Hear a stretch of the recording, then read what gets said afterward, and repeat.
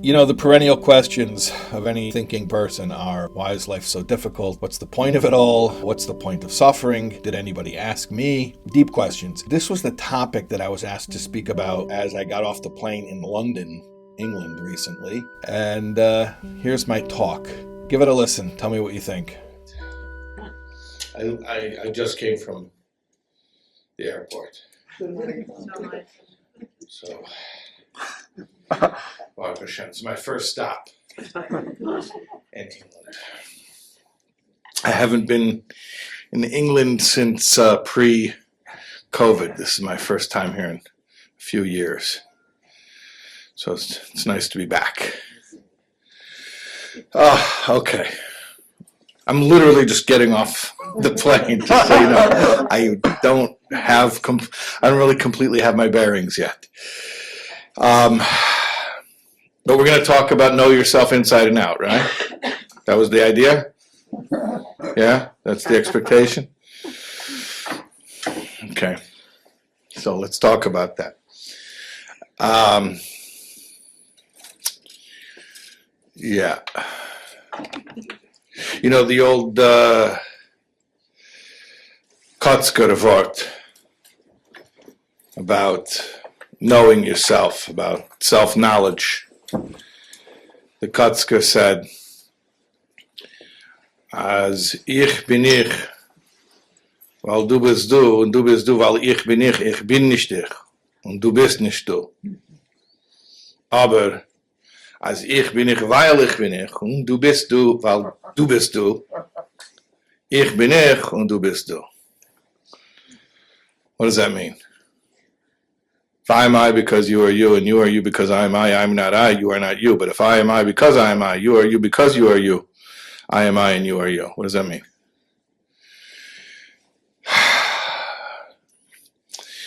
It means, to put it simple, that if I look to another human being, if I look to a relationship with a person to give me a sense of identity, then I'm looking in the wrong place and I'm never going to find it. And the one thing I'm desperately asking somebody to give me, which is a sense of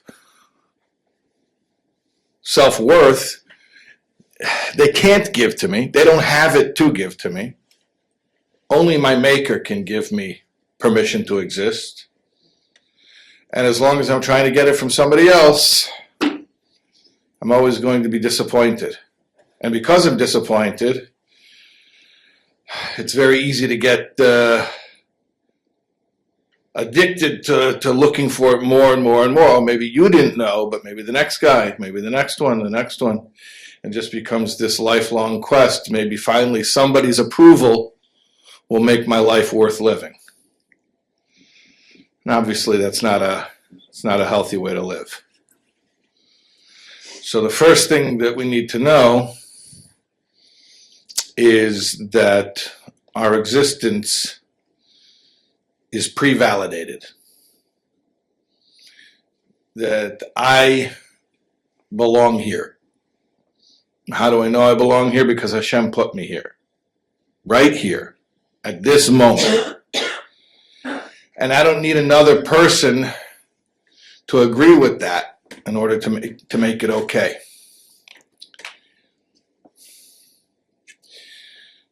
I know we're not talking about marriage, but I'll mention to you, throw in some free shalom bayis over here. Why not? Could always use help in that area. Somebody once observed, and I thought it was very accurate, that almost every dysfunctional situation that a married couple can have is either caused or at the very least exacerbated by one or maybe even both parties looking to get from a human being meaning the other spouse, that which only Hashem can give you.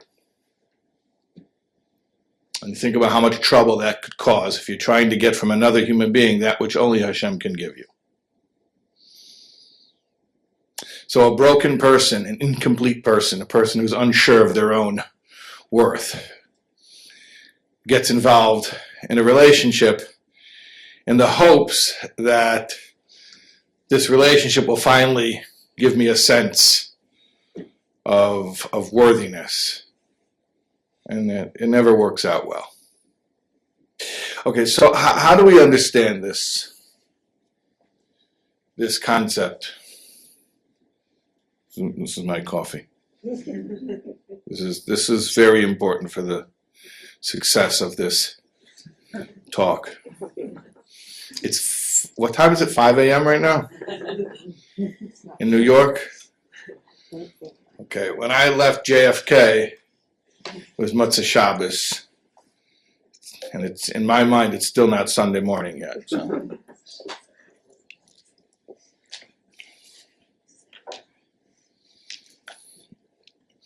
Okay, so I could say this is a very general pep talk. You're worthy, you matter, you don't need other people's approval. But I suppose you would appreciate if I would back that up and explain it with something that you could sink your teeth into, something with substance, right? That's what you wanted, right? Okay, all right. Okay, so let's go deep.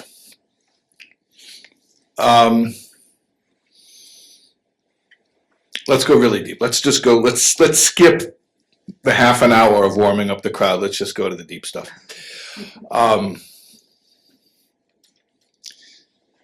The soul comes down to the world, and it's plunged into a body, and the body has this drive, this survival mechanism that we sometimes refer to as the nefesh habahamis, the animal soul, which only understands material things, physical things. And the soul is this transcendent spiritual being that just wants oneness and connection with infinity. And it's obviously a very uncomfortable situation to put this godly entity called the soul into a body that is really inundated with sensorial stimuli that sort of trigger that animalistic impulse, and the soul is uncomfortable, to state it mildly, and it's sometimes described as a war. So it's described as a war. The soul is fighting a war, and it's fighting a war behind enemy lines, because the soul doesn't come from here, it comes from up there. It's a heavenly being, and it's parachuted down into this earthly realm, and then it's deposited within the body, so it's sort of surrounded on all sides, and its voice is muted, and its senses are muted, all of its sensitivities are covered up by all the bombardment of physical stuff. It's not easy, so it's called a war. And in fact, in Torah, there's a parsha, Kiseitze L'Melchama, and the Alter Rebbe, the Balatanya, in Likutei Torah explains that that's describing the soul's journey to the body. Kiseitze L'Melchama, when you go out to war. What does it mean you go out to war? When you, the soul, leaves heaven, that's going out, it's to war. It's a war. It's a battle. What's interesting is that if you look in that verse, Rashi says, "B'milchemes harashus hakosef midaber."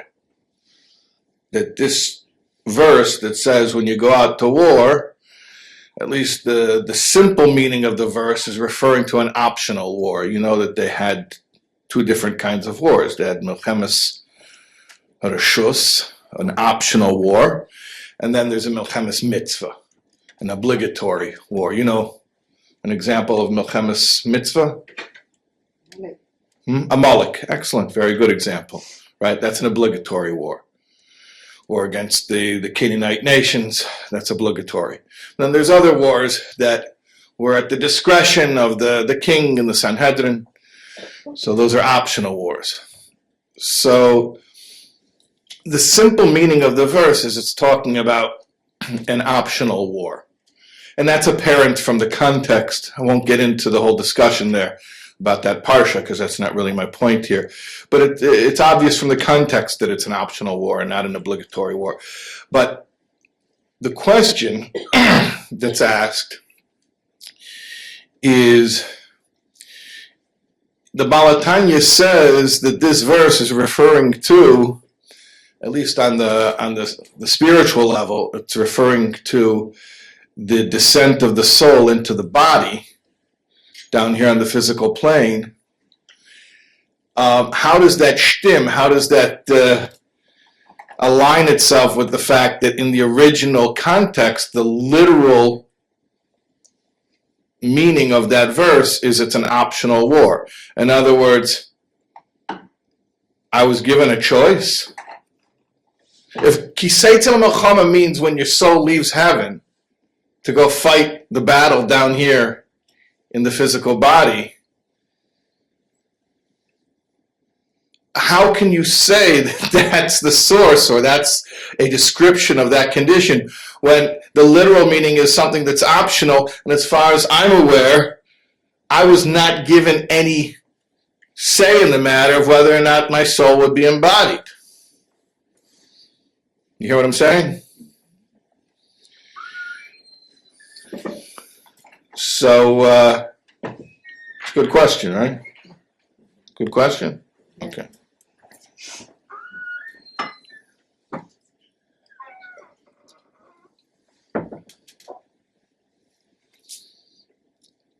So, you know, before Hashem created the world, we're told that he spoke with his consultants. You're aware of this?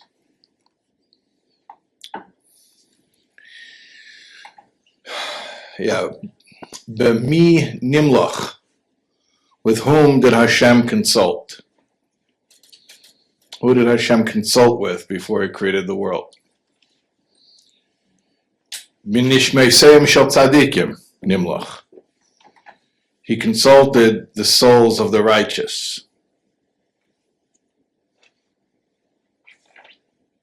Now that shouldn't surprise you so much that there are souls of the righteous to consult before creation, because we know that Bereshis, the first word of Torah, Rashi tells us is Beis Reshis, that the world was created for the sake of two things which existed before creation. Anyone remember? Two things that existed before creation?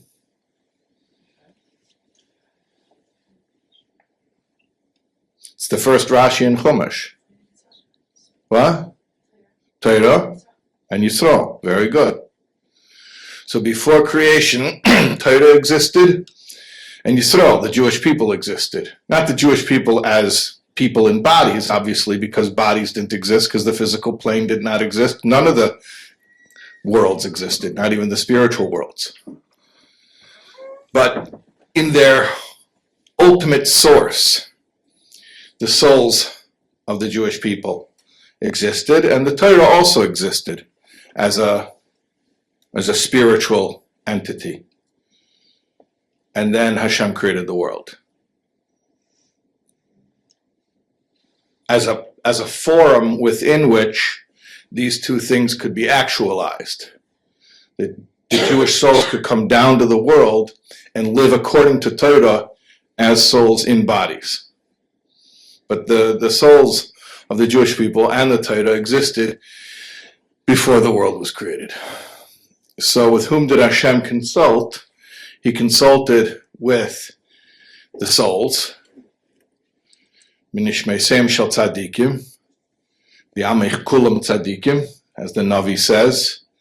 All of the Jewish people are called tzadikim, especially up there. Up there in our source, we're all still pristine and pure. So to answer the question, how can we say that our embodiment was something that we consented to? Well, I'll tell you even more. Not only did you consent to your embodiment, but you consented to the entire concept of the physical world being created. Now, I know we don't necessarily remember that, being in that state. That kind of stuff gets erased from our consciousness. Even stuff from previous lifetimes, from previous embodiments, we don't remember. There's this Nohar Dinur, this river of fire that cleanses, that wipes the hard drive. So we don't even remember previous embodiments, although the psychic will tell you, she'll, oh, you were so-and-so in a previous lifetime, right? How do they always know, like, that you were always somebody famous? It was like, never heard a guy went and found out who he was in a previous lifetime, and you should say it was somebody like a regular guy. It was always like Napoleon or something. So we don't even remember our previous lifetimes, let alone what it was like before embodiment existed at all. But when I speak to you and I say, like, who are you? Who's the real you? Like, if you go really deep, who's the real you? Obviously, I'm not just talking about the container, the physical container that you're inhabiting. Obviously, I'm not just talking about your body. That's not the real you. That's not the essential you. You know that you existed before your embodiment. You know that you'll exist after your embodiment. So you're already comfortable with this idea. I'm assuming a crowd like this, you're comfortable with the idea of having an identity that transcends your physical circumstances in this lifetime. So what I'm saying is, if we really want to go deep and think about who are we, well, we are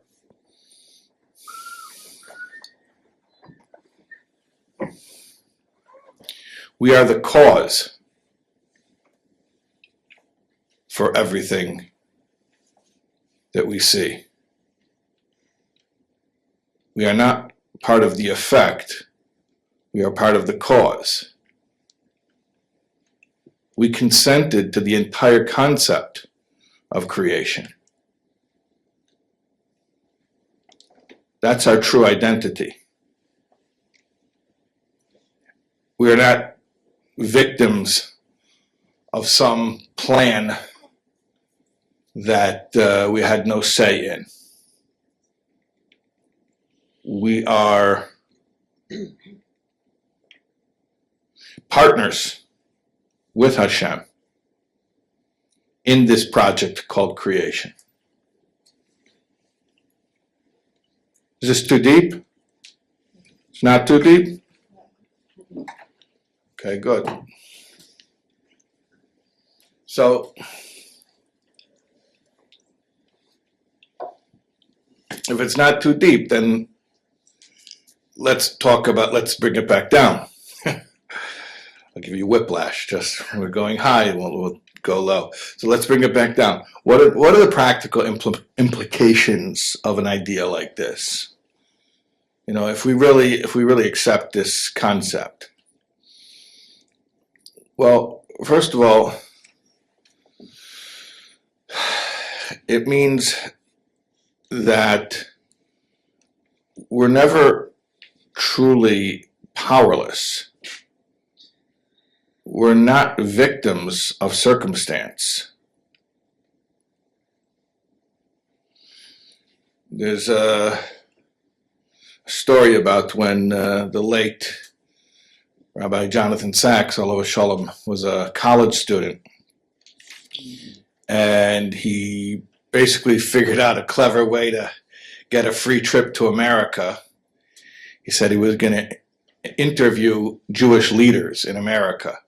So he got a grant to go to take a trip across the United States and interview different Jewish leaders.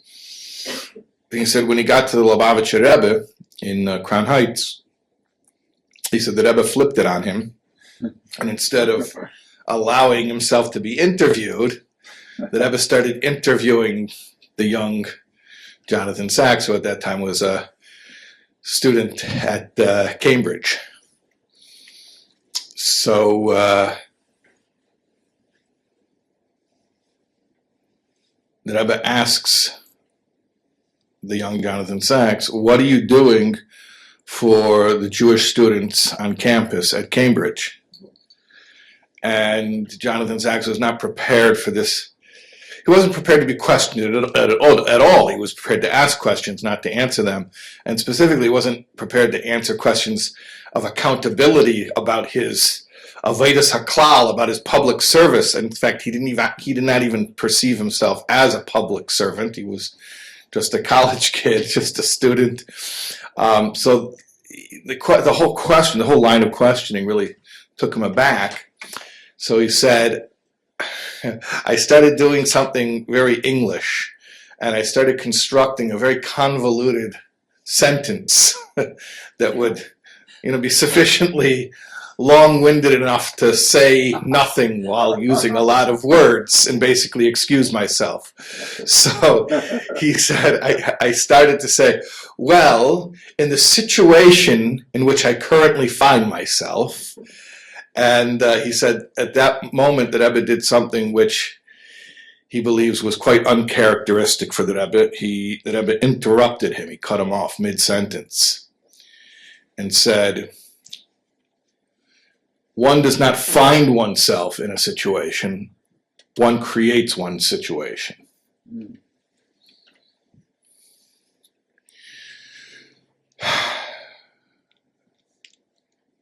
There are two ways of looking at any situation we find ourselves in. One perspective is the immediate, short-sighted view of it. But then the other come out, so to speak, and you take the eternal look at it, and you say, hold on a second.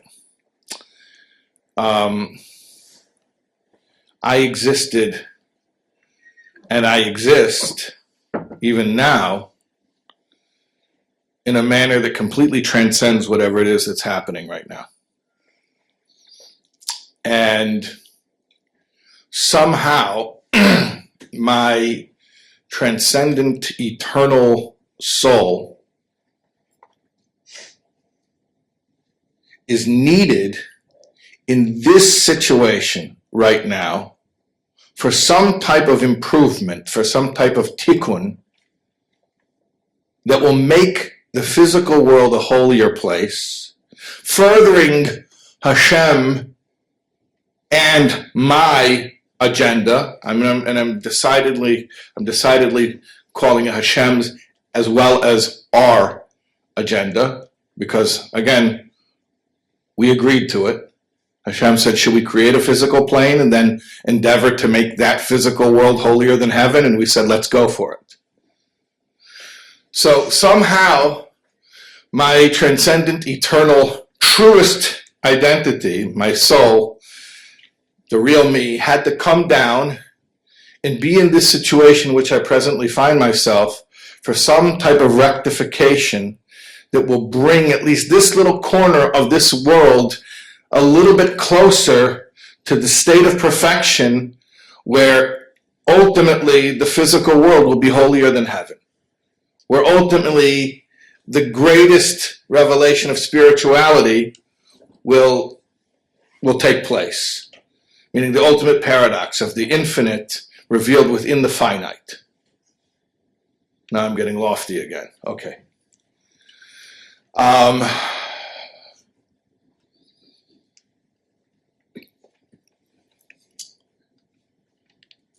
How well do you think we know Hashem when we're in heaven? You know, what do souls do in heaven? You know what they do in heaven?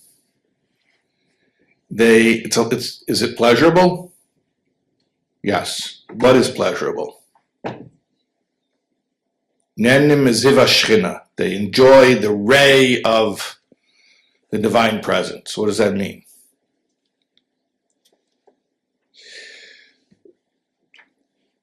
Souls are consciousness, and they enjoy consciousness. They enjoy understanding. The pleasure of souls in Gan Eden is appreciating the infinite depth of truth. They learn Torah on a spiritual plane, and it's profoundly pleasurable for them. So what do souls do in heaven?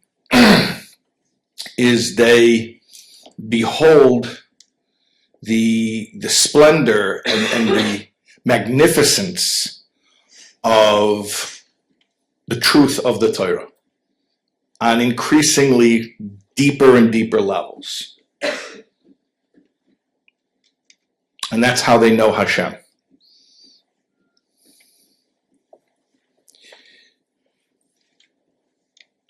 When a soul comes down to the world, it's very hard to achieve that level of spiritual sensitivity and clarity and consciousness. Very hard. Because again, you have this container on top of the soul, and it distracts you because it's picking up on all these stimuli, and it gets focused on the wrong thing sometimes, because that's the survival mechanism. It becomes focused on petty things that are not really of eternal value, but that's part of being a physical drive. It gets focused on things that feel very important right now, the tyranny of the urgent. And so it becomes very hard in the embodied state to transcend all that and to remember what's really of enduring value, of eternal value.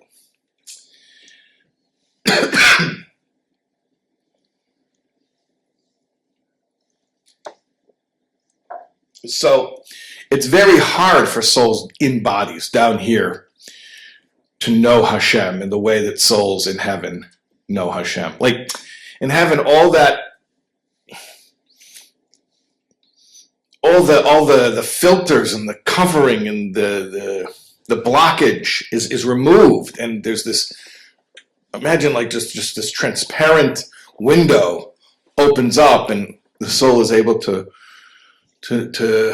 have profound understanding of truth, and it's very, very fulfilling. Down here is an alma de shikra. It's a world of falsehood. And it's a struggle to even glimpse one little piece of truth. And yet, there's an advantage of being down here in this world. What's the advantage? The Vilna Gaon was near his end. He was about to pass away, and his Talmidim were standing around him, and he was crying, and he was saying, I'm about to leave a world where for a few kopecks you can buy one of these. And he reached and he grabbed his talis cotton. And I'm going to a world where for all of the treasures of that world, you cannot procure one mitzvah.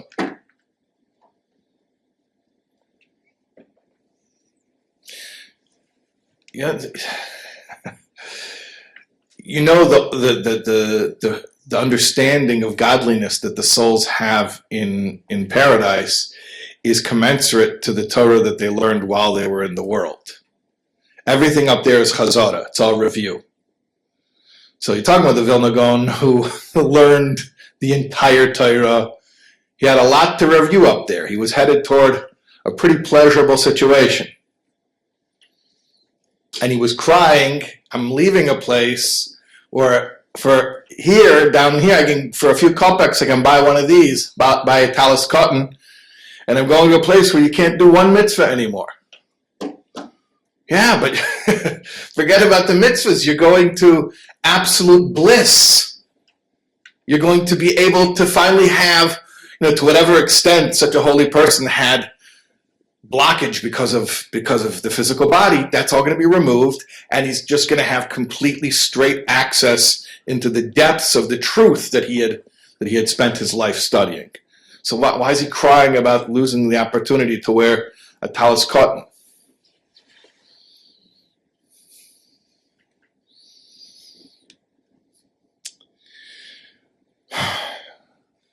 So you know the difference between subjectivity and objectivity? Subjectivity is your personal perspective.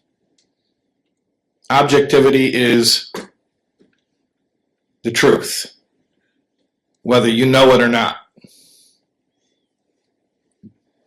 Objectivity means it does not matter, does not depend on your, the famous philosophical question. If a tree falls in the forest and there's no one there to hear it, does it make a sound? Or they say if a man says something in a forest and his wife isn't there to disagree with him, is he still wrong? That's the more humorous version of it. I don't know if it's humorous or not.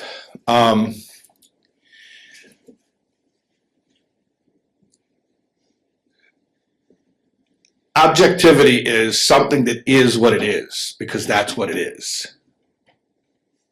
And whether you understand it or not, that's what it is.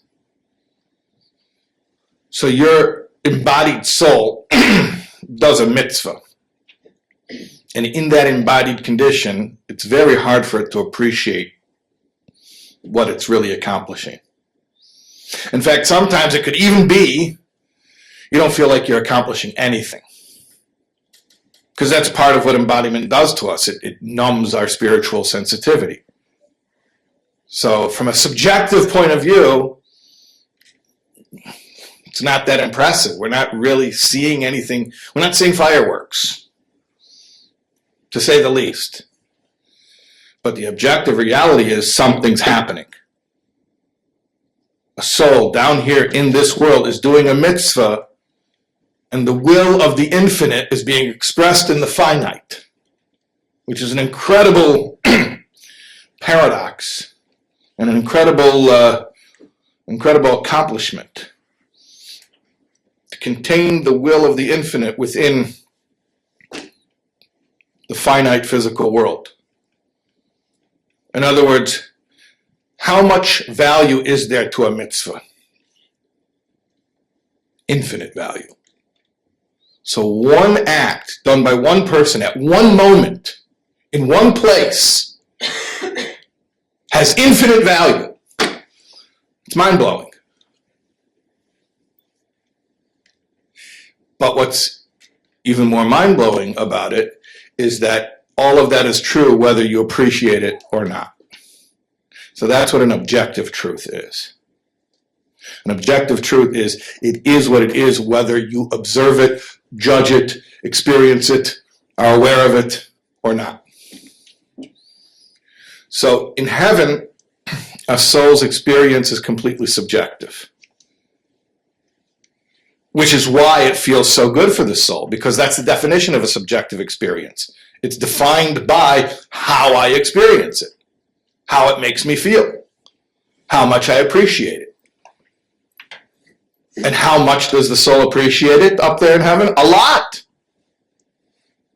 But it's finite. It's still limited.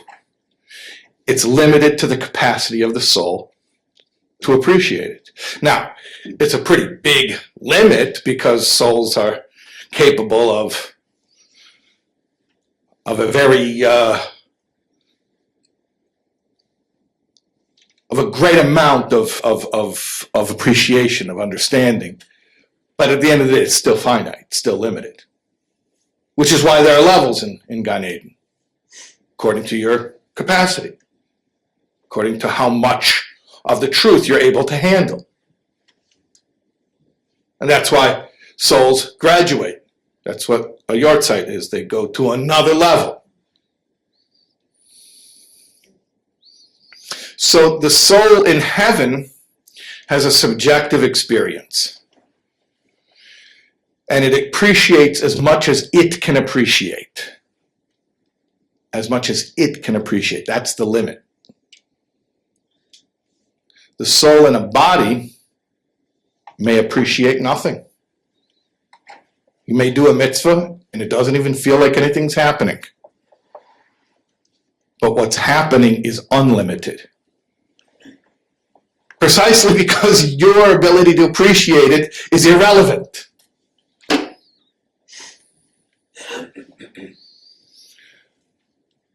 So, what's your relationship with Hashem before embodiment? What's your relationship with Hashem during embodiment? Before embodiment, you're able to behold Hashem, to observe, to stand in awe. And it's very moving. That's the soul in heaven. What it sees and what it perceives is it has a profound effect. So you're able to have a relationship with Hashem where you observe godliness, you behold godliness. That's in heaven, before embodiment, as well as after. Down here, you're able to be at one with the godliness. Not as an observer, but as a conduit, as a channel. You are actually an extension of Hashem's will. Hashem wills that the mitzvah be done. And you are his arms and his feet to carry out that desire. So it's not two parties, one observing the other. It's actually a total unity where you become an extension of him without separation. So think about the closeness that we had before the world was created, and think about the closeness we're able to have once the world is created. In other words, let me reframe the whole scenario. The world doesn't yet exist. Hashem turns to you and says, should we create a world? Okay, so you could look at that and say, why would I create a world with this? No. There's so many problems in the world. It's not a nice place. There's a lot of bad people doing bad things. And for a soul especially, it's a really disturbing situation to be in. No. I don't know why we would do that. Doesn't sound like a good plan. Or, alternatively, Hashem says, should we create a world? And you say, will it bring us closer? And if you're a soul, that's probably all you're concerned with anyway, right? What do you want? What does a soul want? Just wants to be closer and closer to Hashem. And Hashem says, yes, the closest. And that's the whole reason why I want a world, a physical world, is so that we can be the closest that we could be. So ironically, I'm going to send you far quote unquote. It's not a geographical journey. It's not like flying from JFK to Heathrow. It's a distance in your state of awareness. You're going to shift from a situation where you're able to know Hashem subjectively to a situation where you will lose much of that subjective knowledge of God, but you will objectively be able to gain oneness with Him.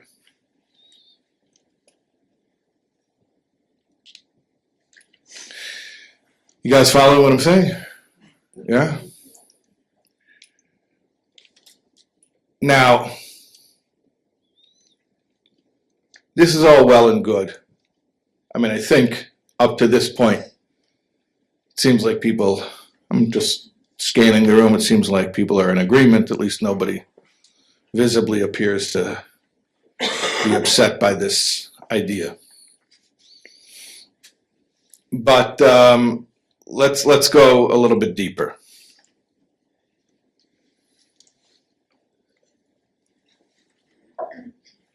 Because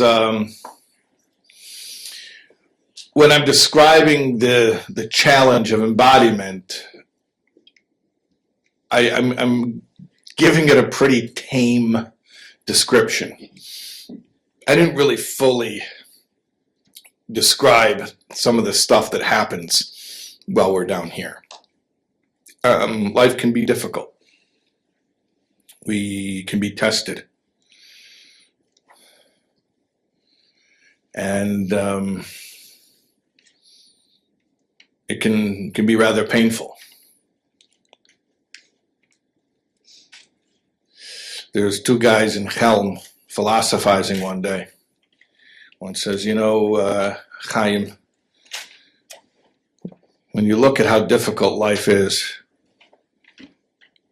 you think sometimes a person would be luckier never to have been born.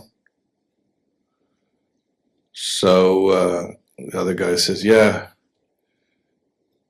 Moshe, but how many guys do you know who are actually that lucky, like 1 in 100? It's a Helm joke. How many guys do you know who are that lucky? How many guys do you know who were never born? Right? Okay.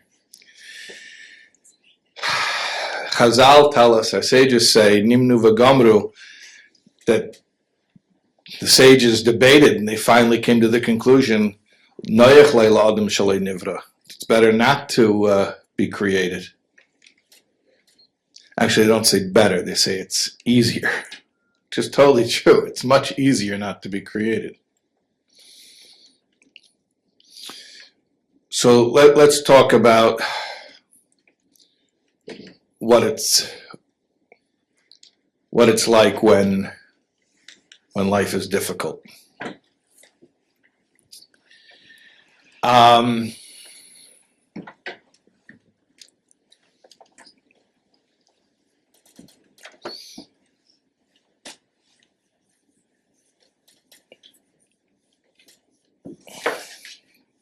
Should we talk about this?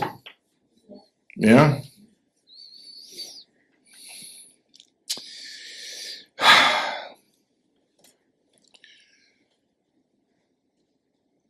So we spoke about the creation of the world. The physical world is really just the tip of the iceberg. There's a whole extensive system of creation that is behind the physical facade. There are spiritual worlds. And in general, we speak about 4 spiritual worlds. And if you need to know the names of them, they're called Atzilus, Bria, Yetzira, Asiya. And they correspond to the 4 letters of Hashem's name. The Yud and the Hey and the Vav and the Hey. So, I'll explain like this.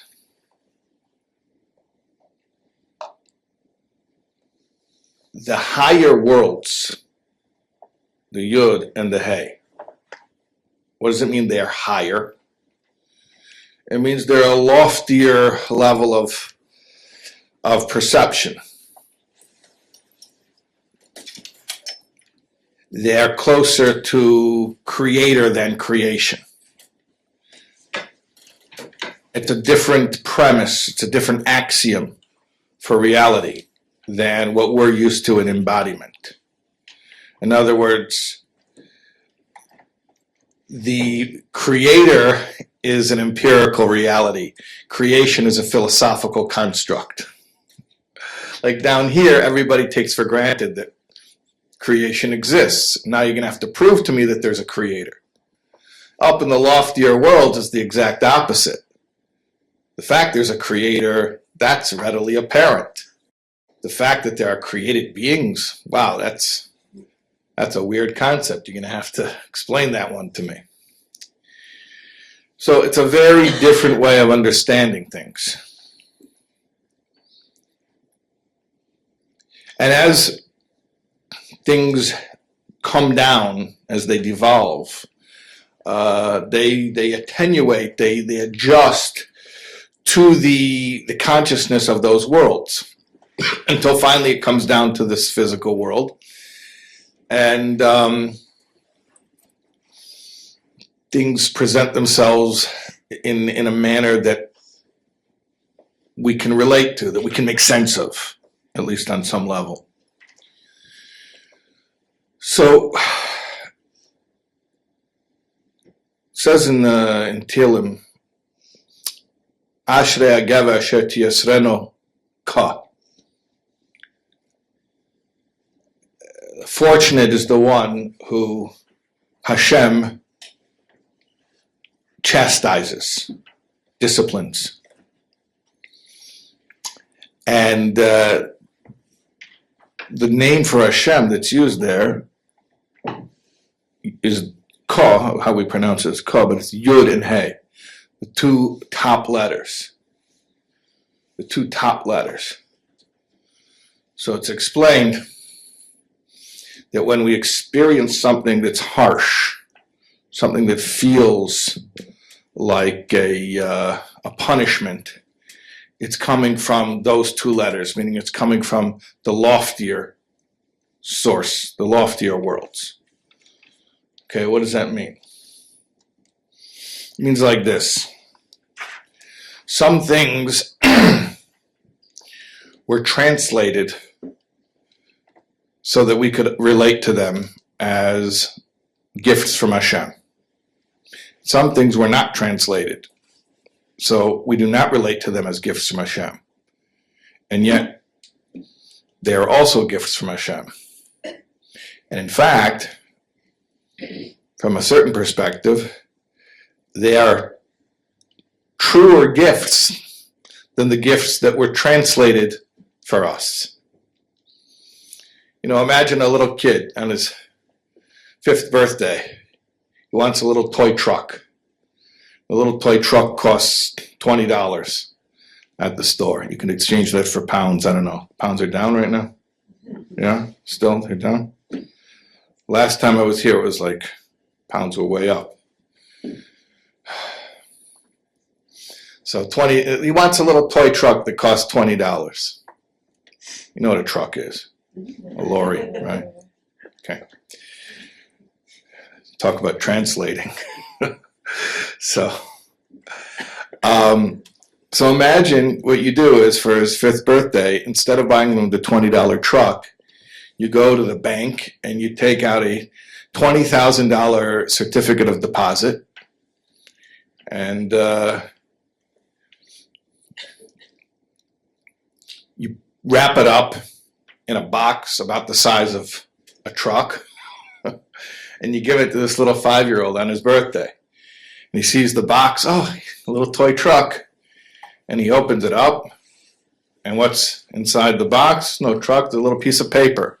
But he can't read, so he doesn't even know what it says. So you tell him, it says it's a CD, it's a certificate of deposit. And he starts crying. You say, Bubala, you could buy 1,000 trucks with that. The truck costs $20. It's $20,000. And a year from now, when you cash in the CD, you can buy 1,000 trucks. Doesn't help. He's wailing. He's crying. He ruined his birthday.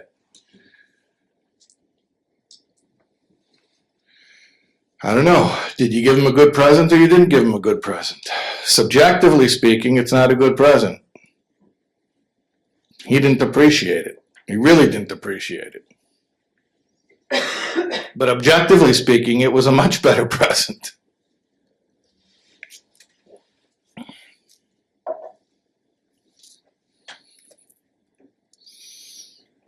So sometimes Hashem translates his presence for us, and he dumbs it down for us.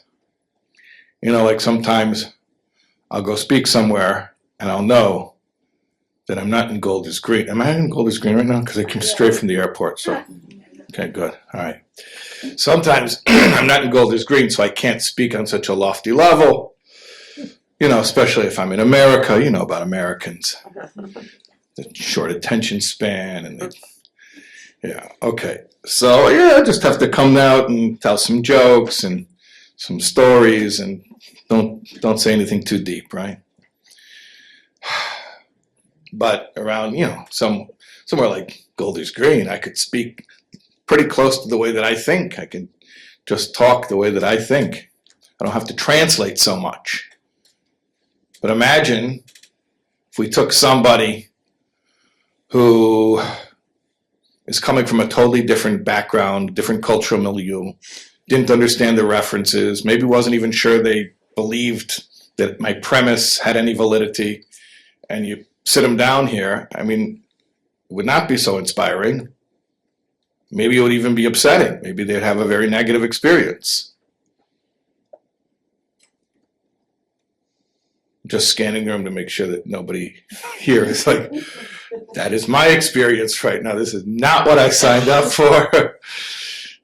They didn't tell me they're going to take some guy straight off a plane and have him talk philosophy on a Sunday afternoon.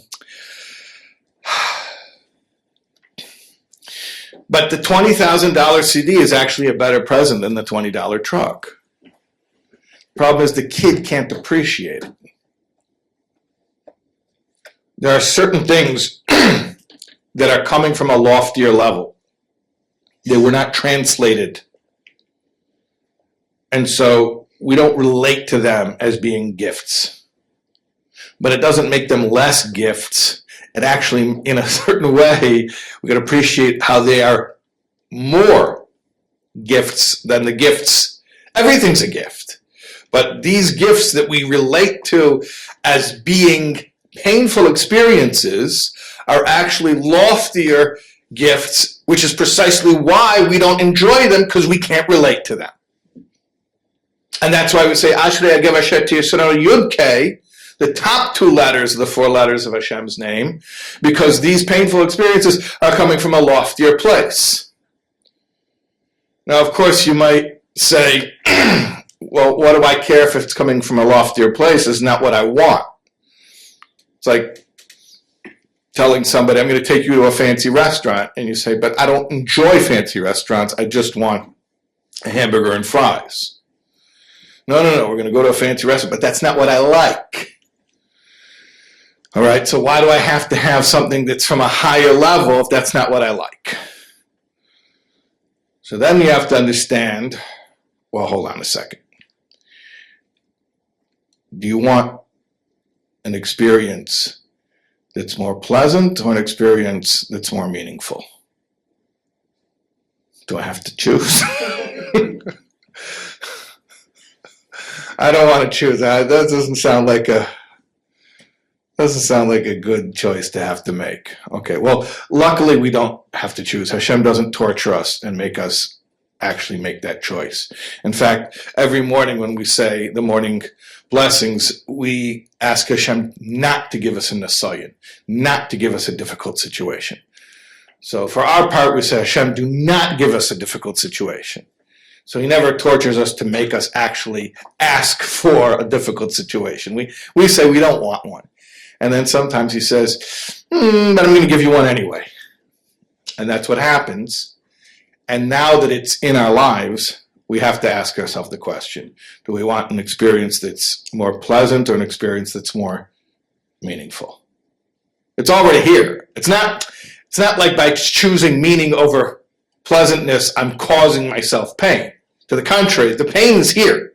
And now I have a decision. Now I have a decision. Don't be scared. You're not bringing unpleasantness upon yourself. It's already here. The situation is here. I'm in it. And now I'm being asked a question, or I'm asking myself a question. If I can understand every single thing that happens to me as a gift, every single reality that Hashem is creating at every moment is a gift. It sounds corny, but they say every moment is a gift. That's why they call it the present. So any moment that I'm in right now, whatever the situation is, it's all a gift. If I readily, automatically relate to it as being a positive, pleasing situation, that's certainly a gift. If I relate to it as being unpleasant, it's an even loftier gift. How in the world is it a loftier gift? Because it's coming from a higher source, but I told you I'm not so fancy. I don't need the higher source stuff. I'm a simple guy.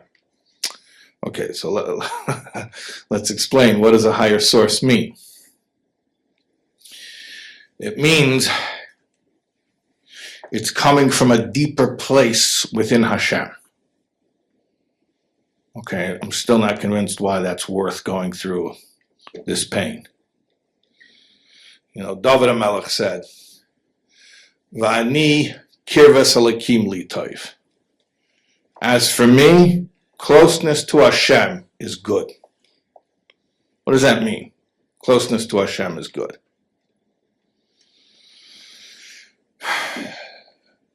It means that when I'm presented with a situation and you tell me a bunch of stuff about the situation, the thing that I'm most concerned with is how close will it bring me to Hashem. And if you'll tell me this situation is going to be very pleasant, but it's not going to particularly deepen your relationship with Hashem, oh, well, then I'm not that interested.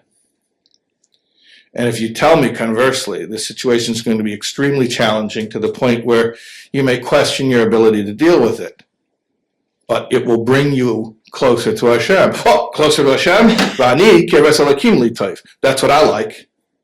Great. So that's what I want.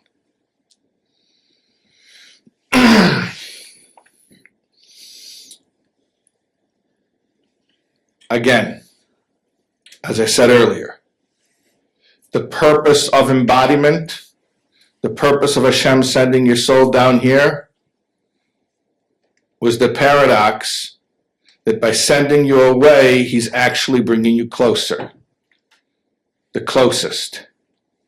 The entire purpose of the journey of the soul is to come closer to Hashem.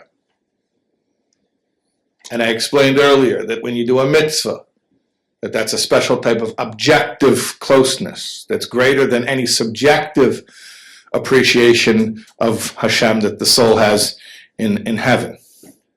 Now I'm adding an element to it, and that is there's a certain intimacy with Hashem that can only be gained not only through embodiment, but through the particularly gruesome things that happen from time to time in embodiment. The purpose is not to hurt us. The purpose is not to punish us. The purpose is to bring us closer.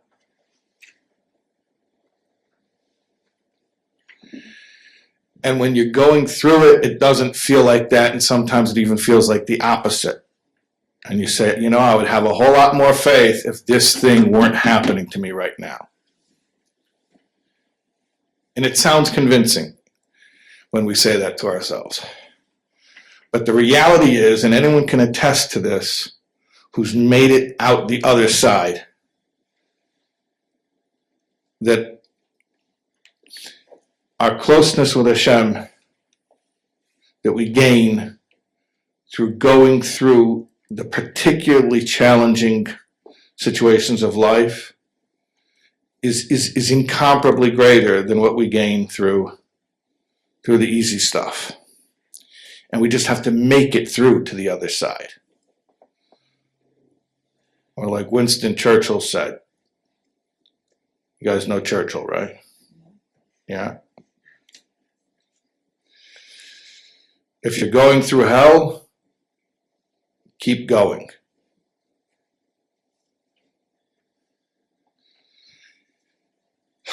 Make it through to the other side. And what awaits you is a profound closeness. Now, we don't go looking for it. We don't ask for it. To the contrary, every morning we beg Hashem, don't do this to us. We say, don't give us an assignment. Because we're not qualified to determine whether we're capable of making it through the Nisayim. Maybe we're going to ask to be tested, and it's a mistake. We're not able to make it through the test. But if Hashem has chosen us for a test, and He's deemed us capable, then surely we can make it through. And what we gain through going through that difficulty is a closeness that could not have been gained if we would have remained in the safety and the security of heaven. So think about that. Just think about that. Think about everything that your soul agreed to before the world was even created. And think about why your soul was willing to agree to it. Why was your soul willing to agree to be placed in a situation that's so foreign from its nature, to be plunged into a body, to be limited that way, bombarded with these distractions, potentially tested with all types of difficult situations? Why did your soul say, okay, I think that might be worth it? Only one reason.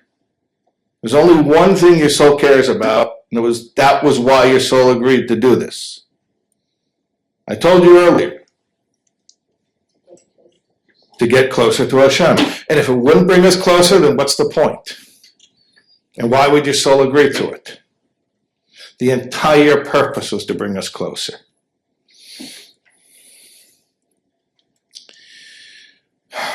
You know, there's an interesting question in Yerushalmi, which is, why do we create so much stress on Pesach by making matzah? Matzah is the one thing in your house that's probably the biggest risk of chametz. Think about how you clean your house before Pesach. You go through all that work to clean your house from chametz, and then what do you do when you're all done? You bring into the house something that's made from water and flour, and the only thing that's keeping it from being chametz, mamish chametz, is if it was baked in less than 18 minutes. Doesn't that seem crazy? So there's a question, Yerushalmi, why don't we just make matzah out of other ingredients? Like, instead of using flour, you'll use, it's also called flour, but instead of using the grains, what is it, wheat, barley, oat, spelt, rye, instead of using those, well, you'll use something else, like, I guess now you can't use kitnius. In the times of Yerushalmi, you could use kitnius, but, what could we use? Chickpea flour. No, that's kitnius. What? Well, potato flour. Yeah, okay, potato flour. They didn't have potatoes in times of Yerushalmi, by the way. Yeah, you didn't know that? You know where potatoes are from? Potatoes are American, like me. Potatoes were not known in Europe until the 1700s. Yeah, that's true. You guys didn't know that? It's true. Yeah. Potatoes come from the New World.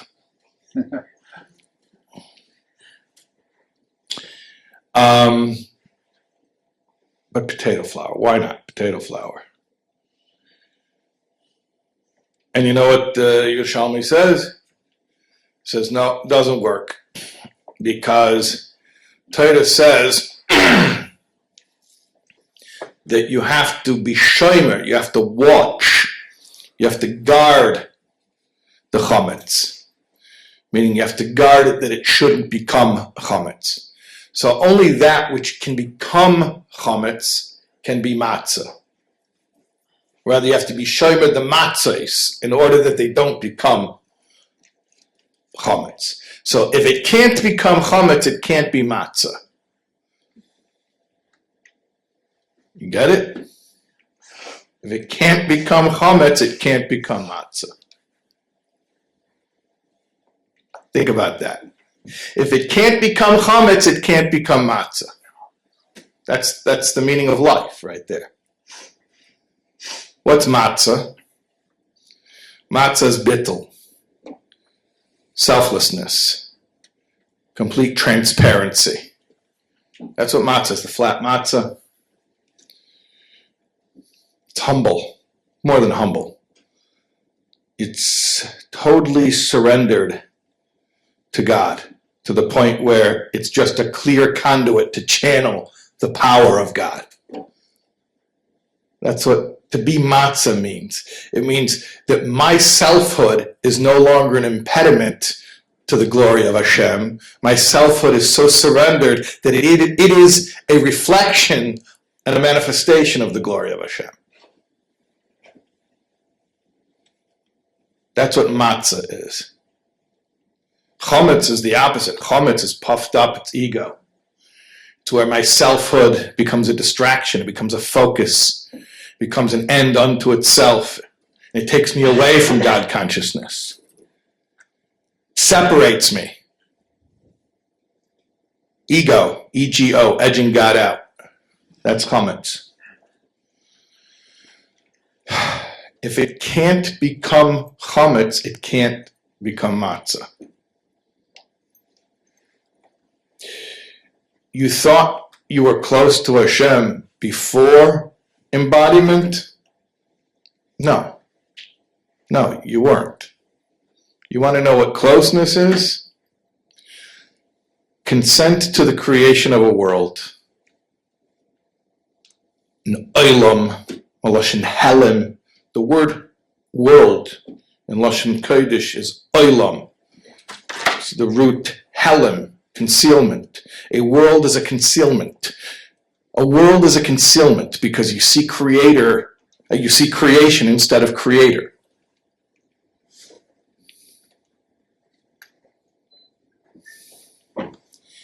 And in that concealment, ironically, paradoxically, is where you actually get to become your true self, and where you become united with your true source. So we have to understand that this whole wild ride that we're experiencing, that we call our lives, this is it. This is it. This is the ultimate spiritual experience. This is the ultimate intimacy with Hashem. Intimacy is into me see. To really understand Hashem, to see Hashem, is not as a soul in heaven, as wonderful as that experience is. It's as a soul in a body who does mitzvahs and therefore acts as an extension of God's will, and who goes through nisyonos and difficulties and tests and challenges, and thereby proves that Hashem is everywhere, even in the dark places. What is a greater testimony to Hashem's infinity than the fact that we can be in situations that feel ungodly, and that even there we find him. And in fact, we find him there more than in the well-lit places. So really, to understand your life is to understand that it's all about your relationship with Hashem. It's all about closeness with Hashem. And that's why, as I started, I said, if you're going to go around asking people to tell you you're okay and to give you validation and approval so that your existence will have meaning, you're looking in the wrong place. Because people can't grant us that, and they don't need to grant us that. Our existence is inherently meaningful. In fact, our existence is as meaningful as Hashem's existence, our true existence.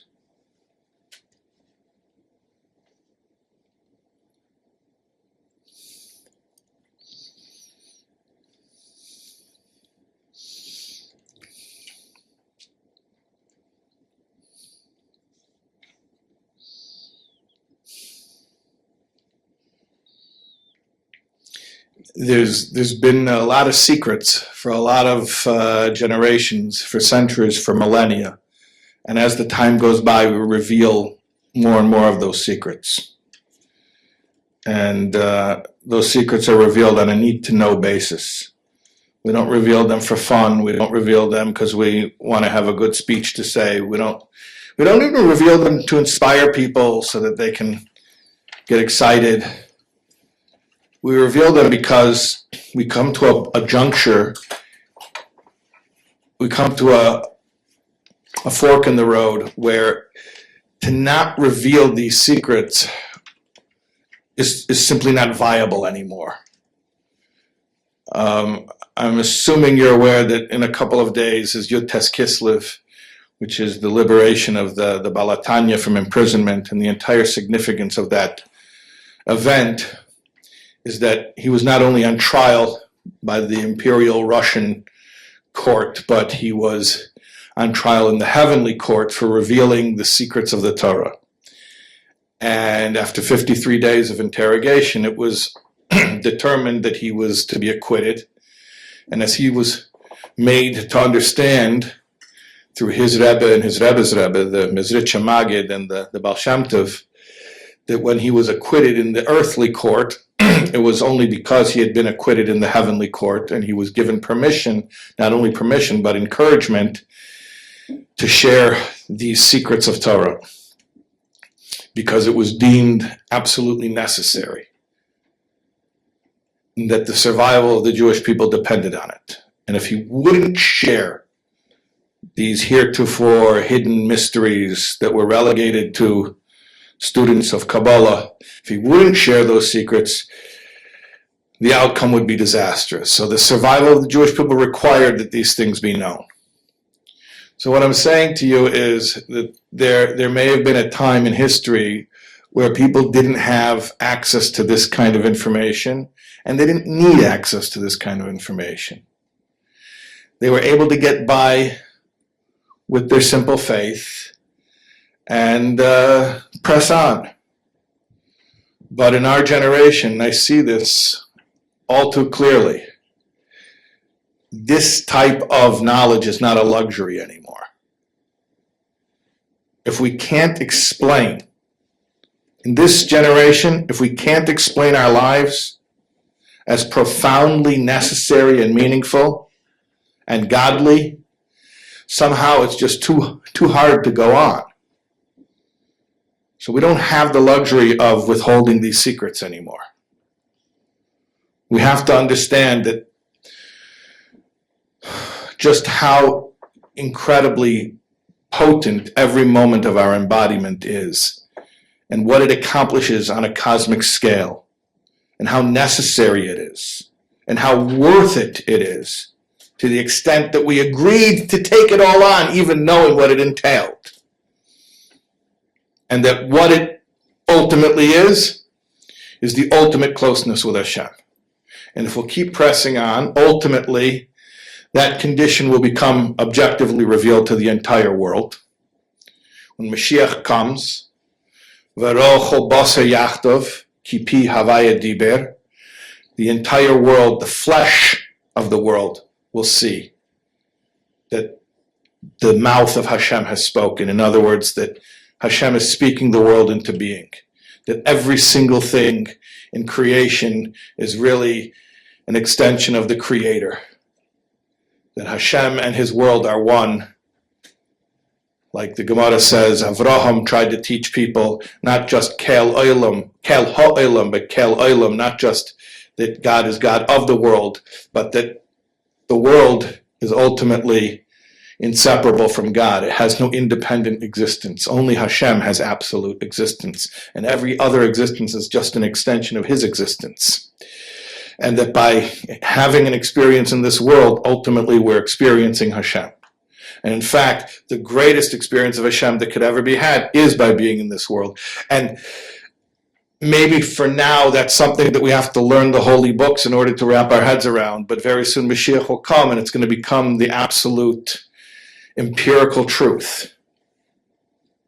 It'll be as obvious as anything that we can physically see.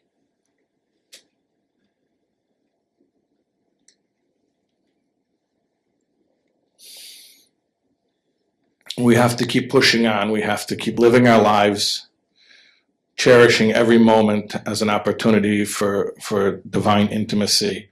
And we have to spread this message. And we have to tell other people. Every moment is an opportunity for closeness. More than that, it's not just an opportunity for closeness, but the essence of every moment of every individual's life is divine closeness. And we have to look for it. We have to know that it's there, and we have to find it.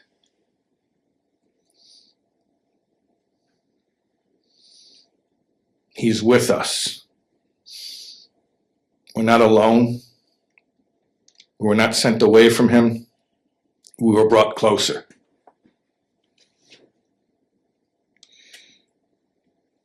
Even in the difficult times, especially in the difficult times. And no one has ever lived the life that you've lived. No one has ever had the exact experiences that you've had. For eternity, your soul existed and awaited this opportunity to have this unique connection to Hashem that no soul has ever or will ever have again. So you want to know what it means to get to know the real you? This is the real you. This is the real you. The real you isn't what it says on your passport. It's not your height, your color eyes. It's not your age, your place of birth.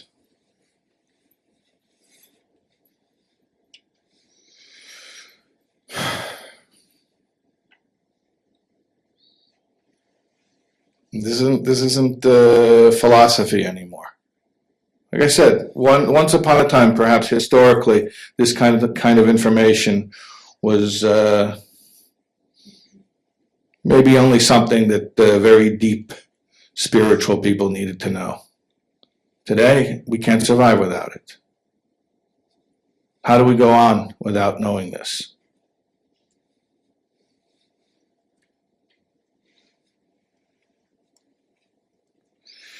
And if I had to pick whether to live in this generation or a previous generation, it's funny because I think I would tell you I would want to live in a previous generation. It would be easier. But apparently that's not what I picked, because I'm here having my embodiment during this very interesting time in history where we're so close to Mashiach. We're so close to all the truth being revealed. We're so close to all of the truth being revealed.